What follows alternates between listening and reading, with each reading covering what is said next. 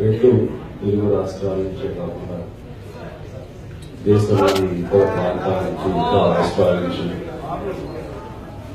అలాగే విదేశాల నుంచి వచ్చినటువంటి నా అభిమానులకు మనస్ఫూర్తిగా నేను స్వాగతం పలుకుతూ ప్రతి ఒక్కరికి నా హృదయపూర్వక నమస్కారాలు తెలియజేస్తున్నాను.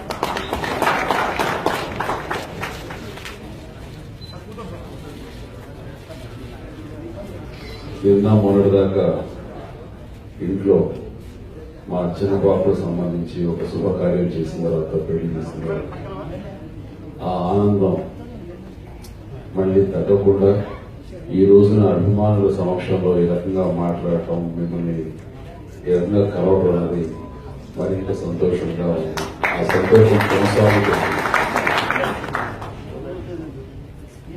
ఇలాంటి సందర్భంలో మామూలుగా కొన్ని సభలకు వెళ్ళినప్పుడు మనం మాట్లాడి వాళ్ళు ఆనందింపజేస్తాం. కానీ ఇక్కడ ఈ సభ ప్రత్యేకత ఏంటంటే మీరు మాట్లాడి నన్ను ఆనందింపజేస్తున్నారు. ఒక ఉద్వేగానికి లోనవుతున్న మాట వాస్తవం. ఒక్కొక్కళ్ళు మాట్లాడుతుంటే గత స్మృతుల్లోకి నన్ను తీసుకువెళ్లి ఆ రోజుల్లో నేనేమిటి, అప్పుడు నేను ఇట్లాగా ఉన్నాను, వాళ్ళకి నాకు అనుబంధం గురించి మరీ తెలియజెప్తూ అవన్నీ నాకు గుర్తు చేస్తూ నన్ను ఒక ఉద్యోగనతకు లోనయ్యేలా చేస్తున్నారు. దానికి ప్రత్యేకించి ఈ రోజున ప్రతి ఒక్కరికి నేను ధన్యవాదాలు చెప్పుకోవాలి.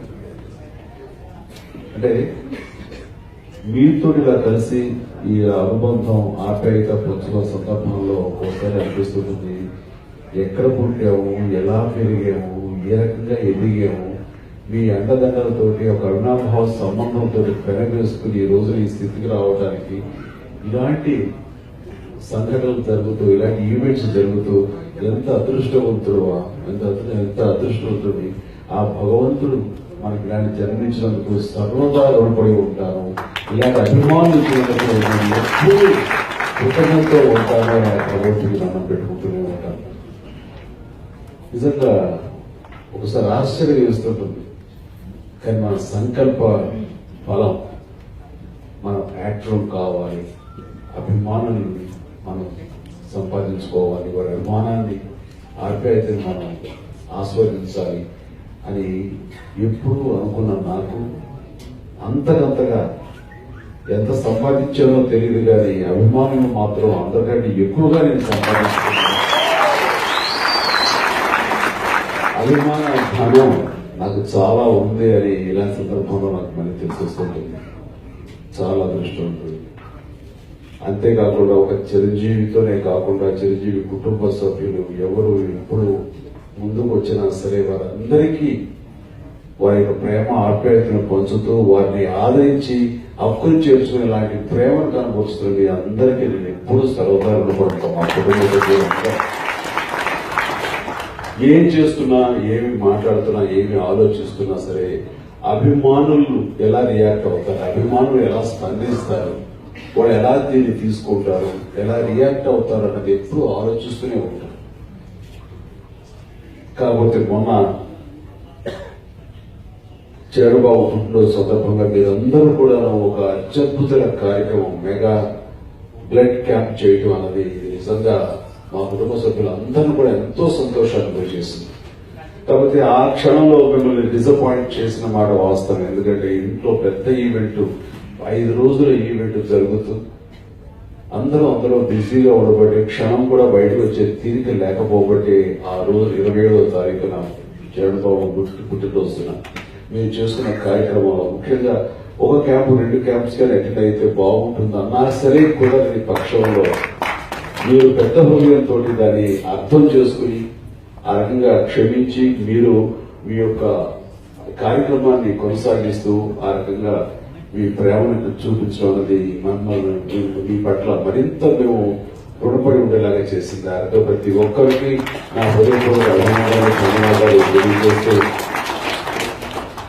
నేను కూడా అంత మంచి గిఫ్ట్ చంద్రబాబుకి ఇవ్వలేదేమో తన పుట్టినరోజు సందర్భంగా. అభిమానులు చేసి ఇచ్చినటువంటి అద్భుతమైన గిఫ్ట్ చంద్రబాబుకి మేము మా కార్యక్రమంలో ఉన్నామే కానీ ఆ రోజు నా పెళ్లి కార్యక్రమంలో మా మనసు ఎక్కడో అందరి మనసు కూడా ఇంత బాగా చేస్తున్నారే, ఎలా ఉంది స్పందన, ఏమిటి, అక్కడ వెళ్ళలేకపోయామని మీ గురించి ఆలోచిస్తూనే ఉన్నాం అన్నమాట వాస్తవం. ఇక బ్లడ్ డొనేషన్ అన్నది ఎంత గొప్ప కార్యక్రమం అన్నది దాని ఆలోచన దగ్గర నుంచి ఆచరణలో పెట్టి ఈ రోజున ఇంతమందికి ఆదర్శప్రాయంగా నిలిచినటువంటి ఆ బ్లడ్ డొనేషన్ స్ఫూర్తి అది ఎంత సంతృప్తినిస్తుందంటే నాకు అంతా ఇంత కాదు.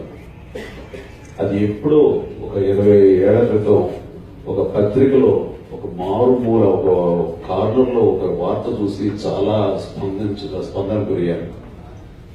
ఇంత పెద్ద జనారణ్యం, ఇంతమంది జనం ఉన్నటువంటి ఇలాంటి మహానగరంలో బ్లడ్ దొరకక, సమయానికి బ్లడ్ అందక ఎంతో మంది మరణిస్తున్నారు, చనిపోతున్నారు అన్న వార్త విన్నప్పుడు నాకు చాలా బాధ అనిపించింది.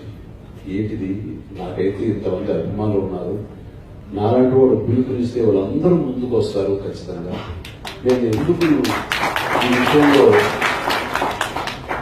ఇంతవరకు ఎందుకు ఇలా ఉండిపోయాను అని అనిపించి ఆ క్షణాన నేను ఎందుకు ఒక బ్లడ్ బ్యాంక్ పెట్టి నా అభిమానుల్ని ఈ యొక్క సమాజ కార్యక్రమం వైపు, సామాజిక కార్యక్రమం వైపు ఎందుకు వాళ్ళని నేను మరల్చకూడదు అన్న ఆలోచన వచ్చిన దగ్గర నుంచి నేను బ్లడ్ బ్యాంక్ పెట్టడం జరిగింది.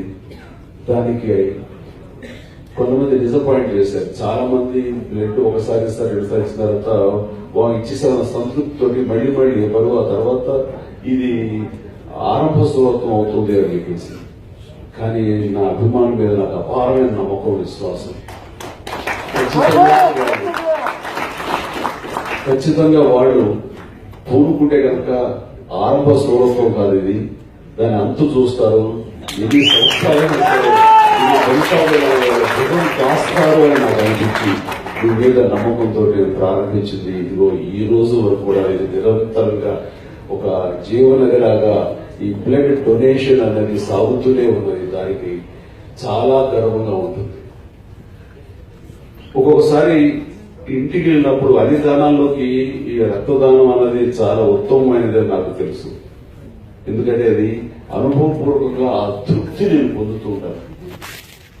ఒక్కొక్కసారి పెద్ద పెద్ద సినిమాల్లో బాగా ముమ్మరంగా చేస్తున్న సమయంలో సూపర్ డూపర్ హిట్ అయిందంటే కూడా ఆ రోజు నా రాత్రి నెక్స్ట్ పిక్చర్ ఏమైంటుంది, ఇద్దరు ఎంత బాగా చేయాలనే ఆలోచనతోటే ఉంటాం తప్ప ప్రశాంతంగా పడుకోవడం జరగదు. కానీ బ్లడ్ బ్యాంక్ నుంచి ఎవరైనా వచ్చి అయ్యా ఈ రోజున మీరు సమయానికి బ్లడ్ అందివ్వబట్టి మా బిడ్డ ప్రాణం దక్కి టేబుల్ మీద మా వైఫ్ ఆవిడ మళ్ళీ పురుడు పోసుకుని చల్లగా ఉంది, లేదా మా బిడ్డ లుక్కేమియాతో బాధపడుతున్నాను, మీరు బ్లడ్ ఇవ్వబట్టే ఈ రోజున నా బిడ్డను మేము చిరంజీవిలా చూసుకోగలుగుతున్నాము అంటూ ఇలాగా రకరకాలుగా ప్రతి ఒక్కరు వాళ్ళ భావాన్ని వ్యక్తం చేస్తున్నప్పుడు పొందే ఆనందం అంతా ఇంత కదా. ఆ రోజు రాత్రి ఎంతో ప్రశాంతంగా పడుకుంటాను. ఇలాంటి సామాజిక సేవ ద్వారా మనకు వచ్చే తృప్తి. ఈ రోజు ఇంతమంది మీరందరూ ఈ రక్తదాన కార్యక్రమంలో పాల్పంచుకుంటూ ఇంత ముమ్మరంగా ఇంత రికార్డు స్థాయిలో మీరందరూ దాదాపుగా 64,000 యూనిట్ల 74,000 యూనిట్లు బ్లడ్ మీరు సేకరించి ఇవ్వగలిగారంటే కనుక ఇది నిజంగా చాలా గొప్ప గ్రామం.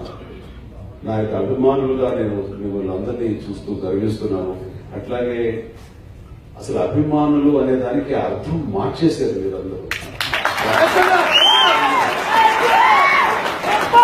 చాలా గర్వపడుతుంటారు మిమ్మల్ని చూసి. నిజంగా చాలా ఈ జన్మ అనేంత భావం మీరు నాకు కలిగిస్తుంటారు. ఎందుకంటే ఇంకేం కావాలి వ్యక్తికి, ఎందుకంటే ఏంటి, ఏం సంపాదించాలి, ఏం సాధించాలి అనేది అభిమానం. అందుకనే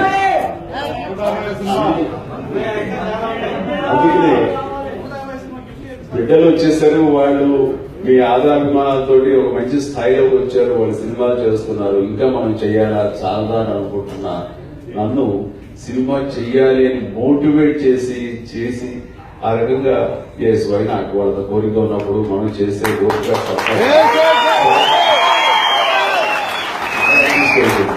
అందుకనే రాబోయే రోజుల్లో ఇంకా 1 month ఈ వినాయక డైరెక్షన్ లో చంద్రబాబు నిర్మాణ సారథ్యంలో సురేఖ నిర్మాతగా మీకోసం కత్తి లాంటి ఒక సినిమా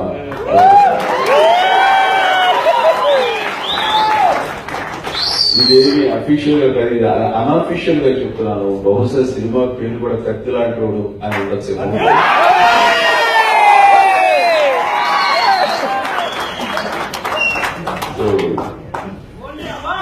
ఇక అది నెక్స్ట్ మంత్, ఈ మంత్ ఎండ్ కానీ అయితే మే మాసంలో కానీ అది ప్రారంభమయ్యే అవకాశాలు ఉన్నాయి.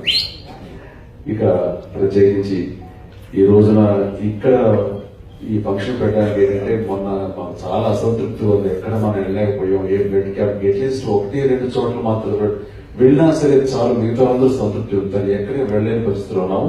అయితే దీన్ని పెద్ద మనసుతో అర్థం చేసుకుని ఇంట్లో పెద్ద కార్యక్రమం జరుగుతుంది కాబట్టి రాలేని పరిస్థితుల్లో ఉన్నారని ప్రతి ఒక్కరికి అర్థమైంది. కాబట్టి ఇప్పుడు మనం అందరినీ కలవలేకపోయినా, అన్ని వేల మందిని కలవలేకపోయినా అందులో ఇంపార్టెంట్ గా ఉండి నన్ను వెన్నట్టు నడుస్తున్న ఈ సైనికుల్ని పిలుద్దాము, ఈ నాయకుల్ని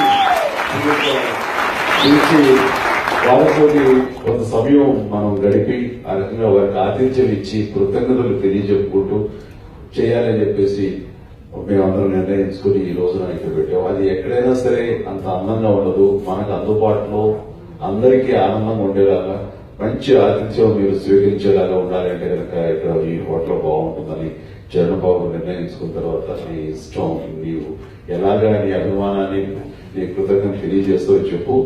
ఏ రోజు రమ్మంటే ఆ రోజున వస్తాను. నాకు ఎప్పుడు అభిమానులు కలవాలన్నా సరే నాకు అత్యంత ఆనందంగా ఉంటుంది. నాకు పెళ్లి కోడలు చాలా బిజీగా ఉంటారు, కలుస్తుంటావేమో, వస్తావు రావాలంటే ఖచ్చితంగా వస్తాను. వాళ్ళని కలిస్తే నాకు ఎనర్జీ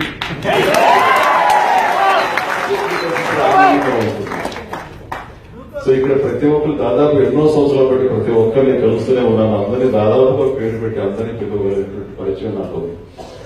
సో ఇలాంటి నా తమ్ముడని, నా బ్లడ్ బ్రదర్స్ ని మళ్ళీ మళ్ళీ కలవాలంటే ఎప్పుడూ నేను సంతోషంగా. అట్లా ఈ రోజున ప్రత్యేకించి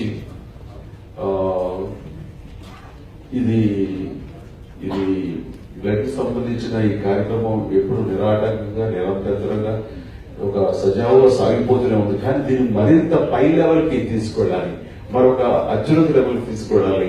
కాబట్టి దానికి సంబంధించినటువంటి కార్యక్రమాలు ఏంటి, ప్రత్యేకించి ఏం చేయబోతున్నాం అనేది చరణబాబు అంతకుముందు ఎవరు మీకు ఎక్స్ప్లెయిన్ చేసుకుంటుంటారు టెక్నీషియన్స్. అలా కాకుండా చరణబాబు కూడా తన మాటలో తను తెలియజెప్తారు. అండ్ చాలా సంతోషం ఉంది. అంటే ఇలా సంభాషిస్తూ పోతే ఎంతసేపు మాట్లాడగలం దీంతో. కాకపోతే సమయభావం కాబట్టి నేను ఇంతతో ముగిస్తాను. మీ అందరికీ పేరు పేరున ప్రతి ఒక్కరికి నా హృదయపూర్వక ధన్యవాదాలు.